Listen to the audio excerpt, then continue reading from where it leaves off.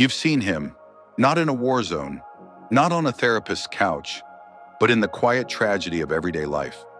He stands there, holding the door open, carrying the bags, making her laugh at dinner, while inside, something slowly dies. He thinks he's doing everything right. He's calm, caring, present, supportive. Everything she said she wanted. But look closely. Her eyes tell a different story. She's not leaning in.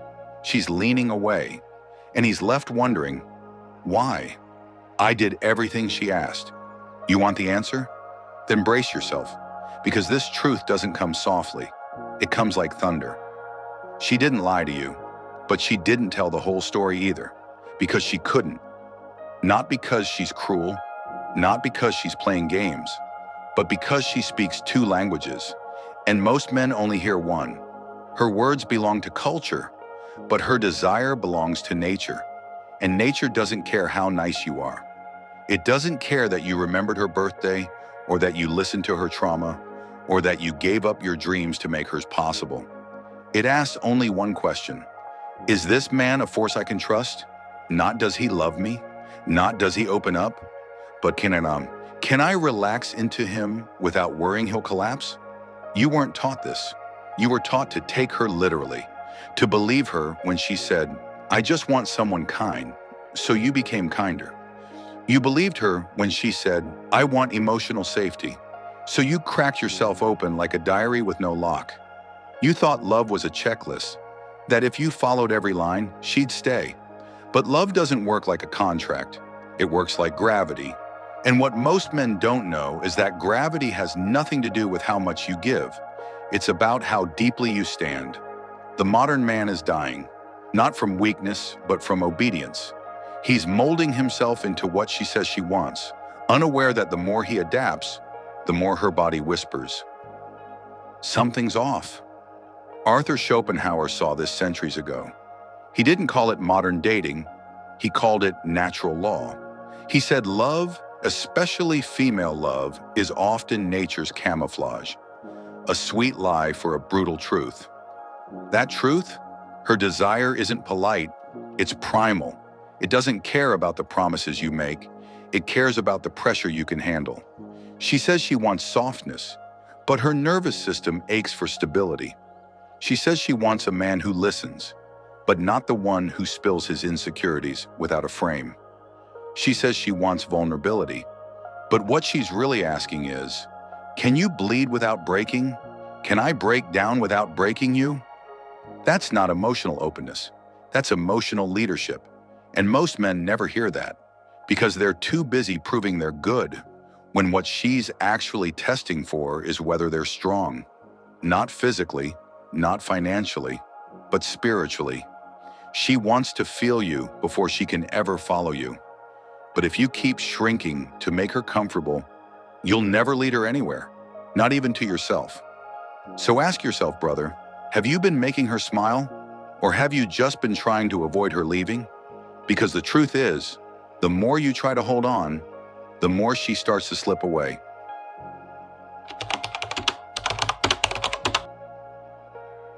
She tells you she wants honesty, so you give it. You tell her your fears, your doubts, your past, and at first she nods. She smiles. She says, I appreciate your vulnerability. But days later, something shifts. She stops texting first.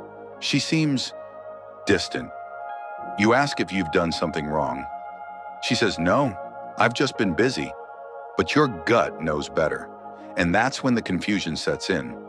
I did exactly what she asked. Why does it feel like I'm being punished for it? You're not crazy. You're just speaking to the wrong woman. See, there are two women inside every woman.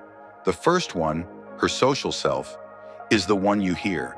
She speaks in values, in morals, in aspirations. She wants a good man, emotional connection, a partner who listens. She believes this version of herself is the truth. But there's a second self beneath all that, a self she rarely talks about, her primal self.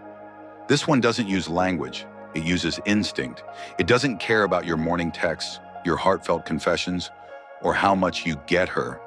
It's looking for something deeper, something most men don't even know they're supposed to have. A center that doesn't shake. She's not looking for safety in your emotions. She's looking for safety from your instability.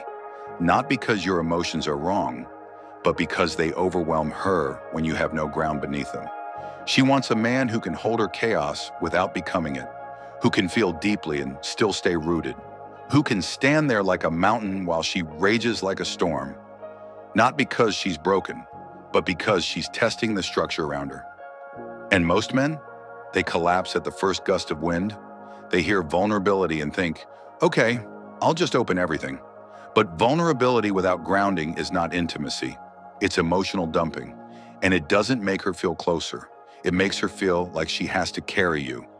And here's the part nobody tells you. The second she feels like your emotional caretaker, she stops feeling desire.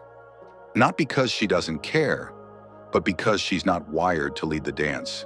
She wants to surrender, but she can only surrender to a man whose energy makes her feel safe doing so. Not through reassurance, not through pleading, but through presence. Real masculine presence is silent. It's felt. It's the kind of energy that makes her spine soften when you walk into the room. That calms her nervous system without a single word. It's not in what you say, it's in what you are. That's what her primal self responds to. And when that presence isn't there, her body knows. Even if her mind is still rooting for you. That's why she pulls away even when she loves you. It's why she ghosts you after a night of deep connection. It's why she says, "You're amazing," and still never calls again. Because attraction is not a reward, it's a reaction. She doesn't choose it. She feels it, or she doesn't. And when you show up as the perfect man, the overly available, overly eager, always there, always listening version of yourself, what you think is love, she feels as pressure. You became too known, too predictable, too explainable. And here's the paradox of feminine desire. A woman cannot be magnetized by a man she fully understands, because it's not clarity she craves. It's mystery inside your strength. So if you've ever been told you're amazing, but something's missing, that something wasn't looks, or money, or intelligence. It was gravity. And without it, you become what every woman says she wants, but none stay for. A good man with no edge. You gave everything, your time, your loyalty, your attention, your heart. You remembered every little thing she said, her favorite coffee order, the story of her childhood dog, the exact shade of sadness in her eyes when she talked about her past. You were there on the hard days. You skipped your plans. You listened when no one else did. You thought that's what love meant, to show up, fully, unconditionally, without hesitation. And for a while she loved it. She called you her rock. She told her friends how lucky she felt. She even cried once, saying she'd never been treated like this before. And then she went cold. She stopped texting good morning, stopped laughing at your jokes, stopped reaching for your hand in public. And finally, like a candle running out of wick, she just left, quietly, calmly, like nothing had ever happened. You were wrecked because nothing made sense. You did everything right, but what no one told you is this. You didn't get left because you weren't enough. You got left because you gave too much. Yes, too much. Too much availability, too much predictability, too much you without enough self. You gave her the world, but in the process, you gave up your spine. And here's what every man needs to understand. A woman may appreciate what you do for her, but she's attracted to who you are without her. You became a mirror. She looked into you and saw everything she ever asked for, but slowly she realized she was staring at herself. And it didn't excite her anymore.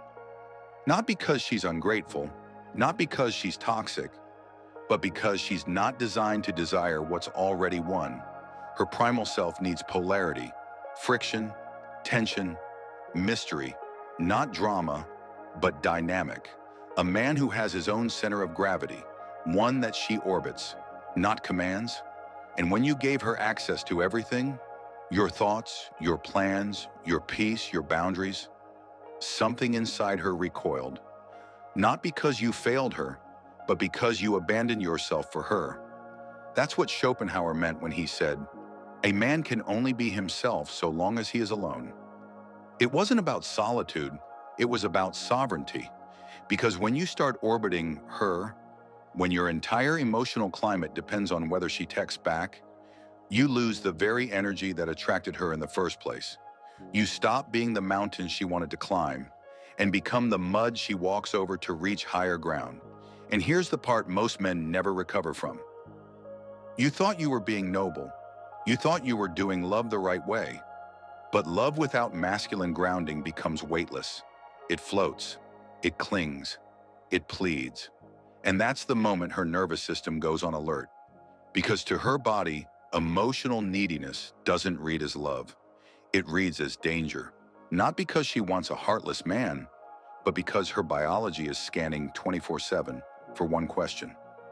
Can this man hold me, or am I going to have to hold him? And if the answer is the latter, the attraction dies. Not in rage, not in betrayal, but in silence. A subtle withdrawal, the sudden feeling that you're too much, the sigh after your messages, the "I just need space."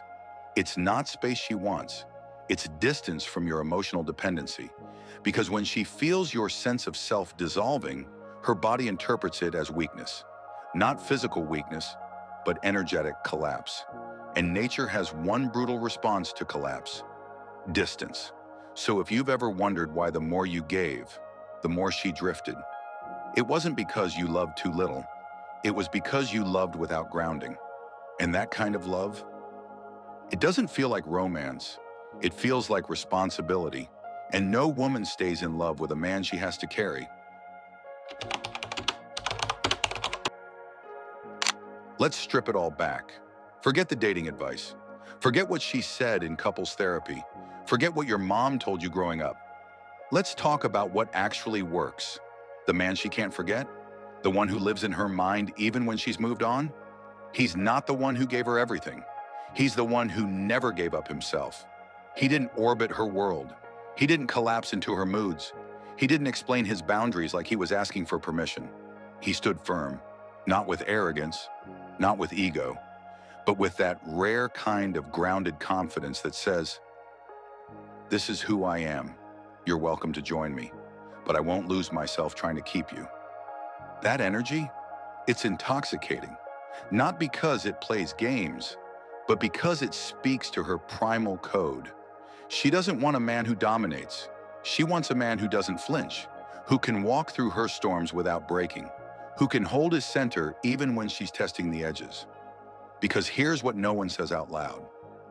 She will test you, not to destroy you, but to find you, to see where you bend, where you break, where you stop being him and start becoming what she wants.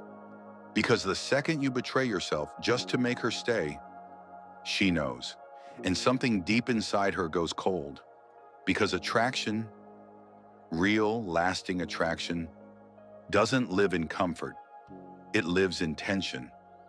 Not the kind that brings drama, the kind that brings polarity.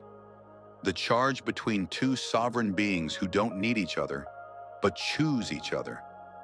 And when you become the man who does everything just right, always available, always soft, always accommodating, you remove that tension.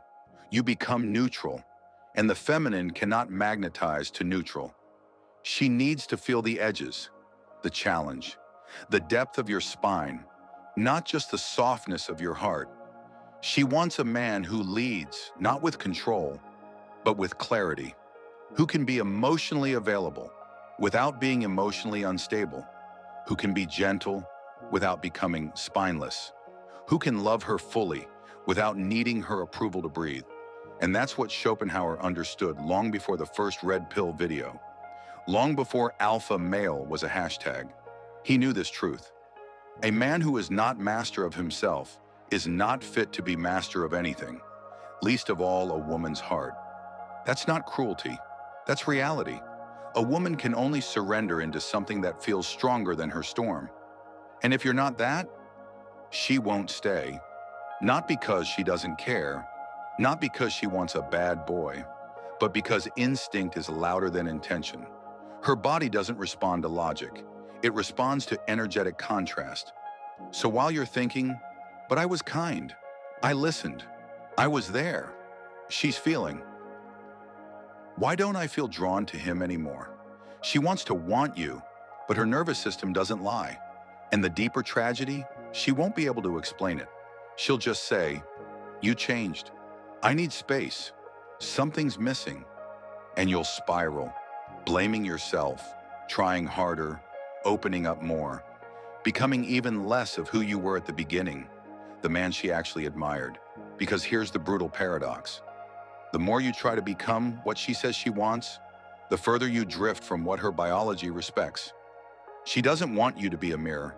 She wants you to be a mountain, still, solid, rooted, not explaining yourself, not shrinking, just there.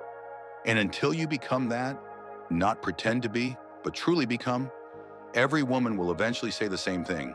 You're a great guy, but something's missing. And that something isn't more effort, it's more essence. Let's get to the core, the final piece men never hear, because no one ever told them. You think what she's craving is your affection, your effort, your words, your loyalty.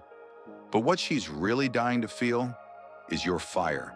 Not anger, not aggression, but that steady, untamed, self-possessed inner force. The fire that doesn't flicker based on her mood. The fire that burns not for her, but from within you. The fire of a man who knows who he is, even if she walks away. That's the energy that pierces her social conditioning, that silences the noise in her mind and makes her body say, yes, I feel this. I trust this. It doesn't come from trying. It doesn't come from reading all the how to be high-value articles. It comes from embodiment, from having a code, from waking up every day with a mission that exists whether she stays or not. Because when a man has something bigger than her attention, she respects him. When his soul is anchored in something deeper than her validation, she feels that. And for the first time, she relaxes. Her body lets go. Her mind stops spinning. She stops trying to lead because she senses, maybe for the first time, that this man doesn't need her to complete him. He is already whole. And in that wholeness, she finds safety. Not comfort, not ease, safety in his certainty. And yes, she will still test him. Not because she wants to destroy him, but because she wants to know. Is this gravity real, or is it an act? She'll pick at the edges, challenge your frame, push buttons she doesn't even understand herself. And if you flinch, if you beg, if you explain, apologize, or fold, she'll feel it in her gut. He was pretending to be strong, but he's not.